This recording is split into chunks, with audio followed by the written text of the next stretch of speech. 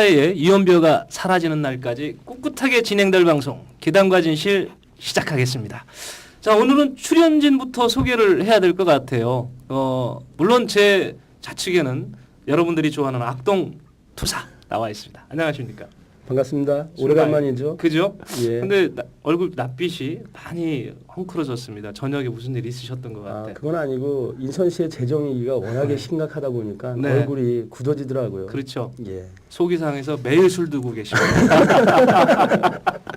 자, 제 우측에 부평 2, 3, 6동 그리고 상곡 3동 10정 1, 2동 주민들한테는 친숙한 인물입니다. 근데 우리 시청자들한테는 낯설은 분이 나오셨습니다. 이재병 인천시의회 의원님을 소개하겠습니다. 안녕하세요. 안녕하세요. 이재병 시의원이라고 합니다. 십정동 부평 주민분들만 아니라 인천 시민분들도 저를 좀 집중해 주십시오. 앞으로 여러분들이 궁금해하는 곳 가려운 곳 팍팍 긁어줄 이재병이라고 합니다. 네. 근데 요즘에 보통 이렇게 그 지역구를 갖고 계신 분들 인사할 때 어느 지역구를 기반으로 뭐 이렇게들 하시더라고요. 그래서 난 그렇게 하실 줄 알았더니 역시 인물이야. 저는 인천을 기반으로 합니다. 그렇죠. 네. 제가 좀 소개를 해드릴게요. 이렇게 이재병 의원께서 큰 소리 치는 이유가 있습니다. 행정학의 달인이십니다. 그리고 17대 국회에서 우리 그 정책비서관을 하셨기 때문에 이 국회의 생리나 이런 것도 잘 아시죠.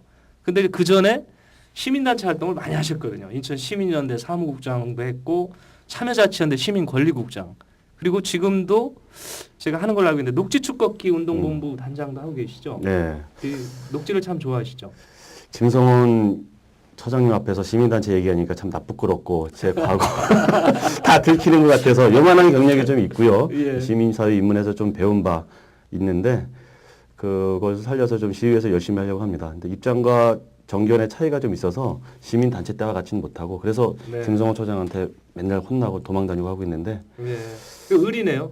글쎄 이제 의뢰 입장이 갑자기 됐어요. 네, 저도 맨날 시의원 비평하고 뭐 해외여행 왜 가냐 맨날 성명서 썼던 사람이거든요. 네. 근데 그 성명서가 부메랑이 돼서 이제 다시 막 찍고 있습니다. 역지사지가 돼야 됩니다. 그래야 이게 깊어지거든요. 그렇지만 역시 그 우리 시민활동을 하셔서 그런지 몰라도 그 이 의원께서 정말 할 말은 하는 강단 있는 의원으로 이렇게 꼽히고 있습니다. 그 최근에 몹쓸짓 탄간 도계 저희가 찝어서 이렇게 설명해 드릴게요. 인천 도계공이 지금 그 빚에 엄청 허덕이는데 그래서 살려달라고 아우성 치면서 인천시에 땅 출자해달라고 했었거든요. 그때 거의 유일하게 반대했던 분 아니었나 생각이 됩니다. 그때 논쟁이 아주 심했습니다. 찬성과 반대 논의가 강하고. 근데 저는 의회 들어가니까 주로 반대 입장에 서서 소수 의견으로 분리되는 항상 그 편에 서 있더라고요. 하다 보니까. 네네. 그러면서 주위 의원들이 시민단체 때까지 하지 말아라. 정치를 해라. 실리를 챙겨라. 이런 말을 많이 듣는데 네.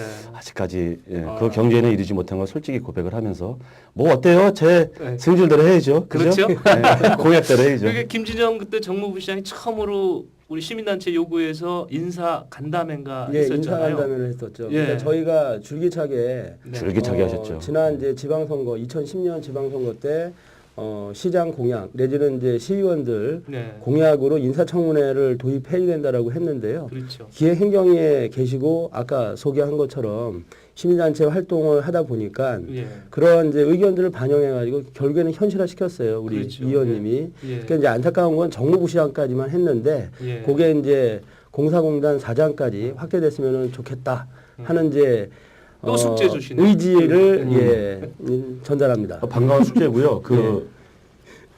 그 노무현 대통령께서 50 청문회 스타라 뜨셨다시피 예. 인천에 네. 인사간담회 김성원 처장이 줄기차게 주장해서 인사간담회에 떠오른 스타는 누구일까요? 예, 저희 그건 이재명 제가 의원. 얘기를 해야 되죠. 뭐냐면은 그 당시 여러 의원님들이 애쓰셨는데 이재명 의원님이 상당히 준비를 많이 하셨어요. 아. 그래가지고 당시 이제 김진영 후보였죠. 예. 상당히 당혹하게 많이 만들었죠. 그렇죠. 그래서 저도, 예. 떴던 스타 의원님. 그렇죠. 고맙습니다. 그때까지 잘 안 알려졌던 내용 중에 하나가 그때 당시 내정자께서 동춘동 화물터미널 용도 변경하는 과정에서 그 업체가 엄청난 특혜를 받지 않습니까?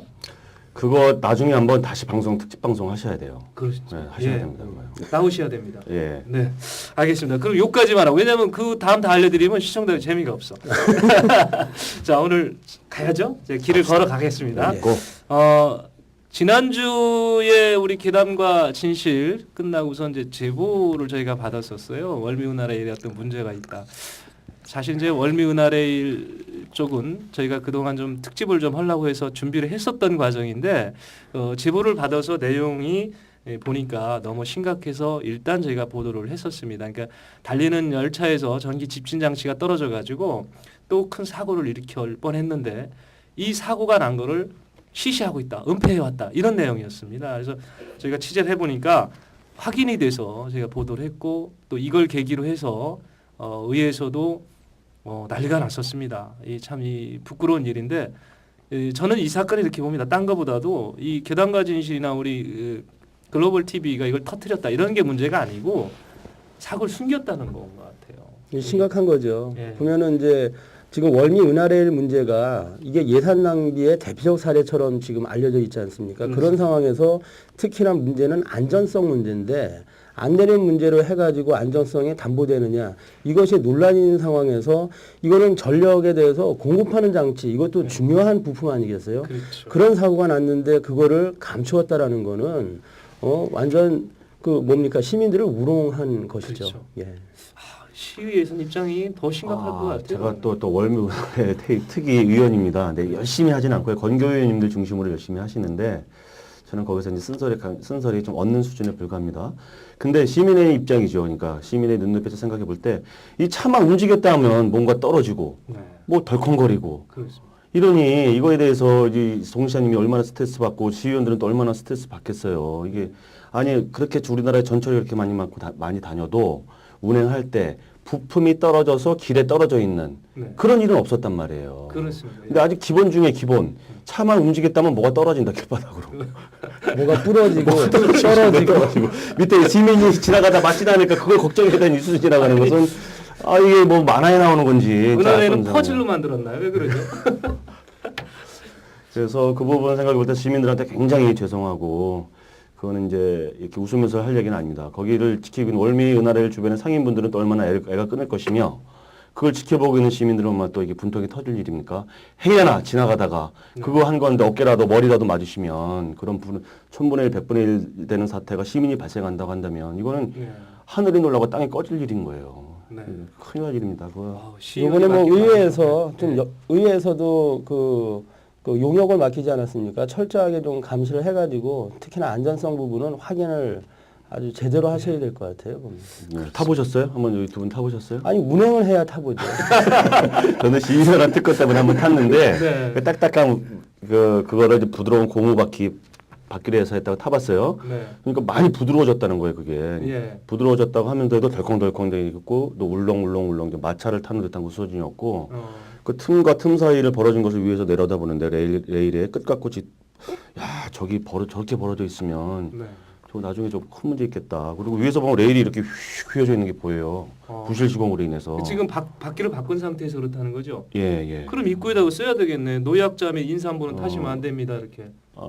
한여름에 네. 시원한 걸 원하시는 분 는 무료 타셔도 됩니다. 이렇게. 이게 평균 높이가 8m니까는요 가장 공포감을 느끼는 높이입니다. 아유, 그럼 뭐 그야말로 월미도에 새로운 놀이기구가 생긴 거 아닙니까? 예.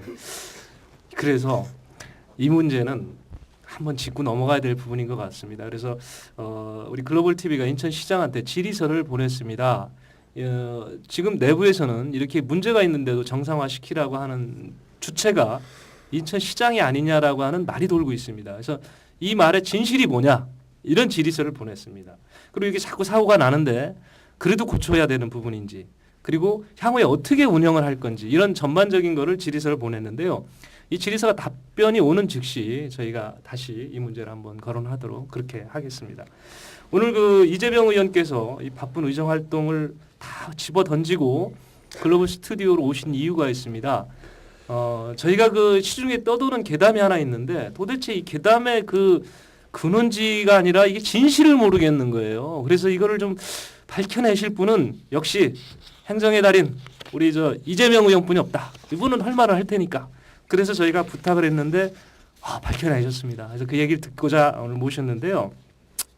괴담의 그 포인트가 뭐냐면 의정부 시민들이 요즘 들어와서 인천 시민들한테 너무 고마워한다는 거예요. 얼마나 고마워하는지 교통비를 내줘서 고맙다 이렇게 얘기한다는 겁니다. 그래서 그게 무슨 소리냐?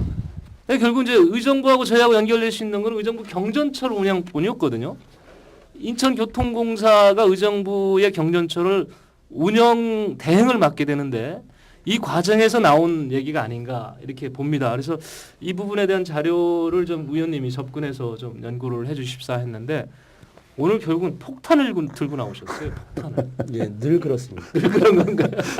실기를 챙겨야 되는데 항상 투쟁형입니다. 예. 근데 마침 어제 오늘 녹화할 게 어제입니다. 어제 인천시 의회가 인천교통공사로부터 업무 보고를 받았는데 그 자리에서 의정부 전철에 대한 얘기가 많이 오갔습니다. 의원들께서 질문하셔서.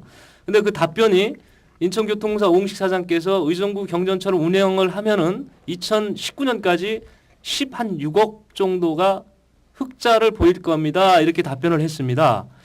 근데 이 부분부터 얘기를 풀어가야 될 것 같아요. 흑자 보이면 인천 그 의정부 시민들이 절대로 고마울 리가 없는데 그래서 이 부분이 실제로 맞는 말인지 아니면 입찰할 때부터는 문제가 없었는지 해서 입찰 과정에서부터 좀 설명을 좀 해주시죠. 네, 제가 권고위원은 아님에도 불구하고 저를 선택해서 제보해주신 분들한테 감사드립니다. 네, 취재원 보호를 위해서 관련 서류나 제보해주신 분에 대해서는 언급할 수 없다는 양해 말씀드리고 제가 그분의 입장에서 대변해서 말씀드리도록 하겠습니다. 의정부 경전철이라고 해서요, 인천의 선진적인 기술과 전철 노하우 기법을 적용을 해서 드디어 인천이 세계 진출은 아니지만 의정부에 진출해서 전철을 운영한다. 대단히 자랑스러운 일이죠. 저도 그걸 보고 굉장히 뿌듯함을 느꼈습니다. 그리고 속마음으로는 야, 부수익 좀 갖고 오겠구나. 네. 이 어려운 살림에 네. 부수익 좀 갖고 와야죠. 지금 시 돈 없잖아요. 네. 그렇죠. 저희가 솔직히 저희 시민 주머니 털어서 타시도 도와드릴 일은 별로 없다. 아무리 의정부가 통일의 전진기지여도 그렇게 할 마음은 별로 없다라는 게 인천 시민들의 마음이 그렇게 생각하는데요. 그게 아니고 이제 이 실제 내부의 진술에 의하면 굉장히 많은 적자를 봐야 되고 의정부 시민들의 그 어려움을 도와주는 인천 시민들이 되는 모습에 대해서 굉장히 이제 문제 제기를 하게 생겼습니다. 그게 첫 단추는 어떻게 끼워졌냐면요. 그게 입찰 당시 상황을 좀 봐야겠는데요. 2009년도 주식회사 의정부 전철이 의정부 경전철 운영 유지 보수 업체 선정 공고를 했는데요. 거기에 3개 업체가 이제 거기에 입찰을 하게 됩니다. 그 유명한 코레일과 서울 메트로 그리고 인천 메트로가 거기에 도전을 하게 되죠. 코레일은 진정한 선수답게 낙찰 예정가의 90%를 적어냈습니다. 서울 메트로는 80%대를 써서 인천 메트로죠. 인천 메트로는 과감하게 60%의 최저가를 제시해서 의정부가 회심의 미소를 지으면서 인천 메트로에 손을 들어주게 됩니다. 이렇게 되면서 이제 그 당시부터 문제가 이제 발생하게 되는데요. 이거 덤핑 아니냐, 뭐 손해를 무릅쓰고 왜 인천시가 왜 이 짓을 하느냐에 대해서 그 당시에 전문가들과 서울 메트로 코레일은 여러 가지 수근수근 뒷말이 많았는 말은 인천시는 이것을 과감하게 그러니까 쉬운 말로 내질렀다고 했어요. 네. 그래서 인천 메트로는 60%의 최저가를 수주해놓고 이번 사업권 획득은 대외 신인도 향상은 물론 경쟁력 있는 기업으로 성장하는 초석이 될 것으로 기대된다라고 발표하게 됩니다. 그 맞습니다. 제가 지금 그 의원님께서 기뜸을 해주셔서 당시 발표에 이 보도된 내용을 봤습니다. 그러니까 이 평가를 어떻게 했냐면, 제가 잠깐 조금만 읽겠습니다. 인천 메트로 지금 교통공사에 합쳐지기 전 얘기입니다. 인천 메트로만의 운영 노하우를 발휘해서 의정부 시민은 물론 전철 이용 고객들의 기대에 어긋나지 않은 교통 서비스를 제공할 것이며 이번 우선 협상권 획득은 대외 신인도 향상은 물론 경쟁력 있는 기업으로 성장하는 초석이 될 것이다라고 해서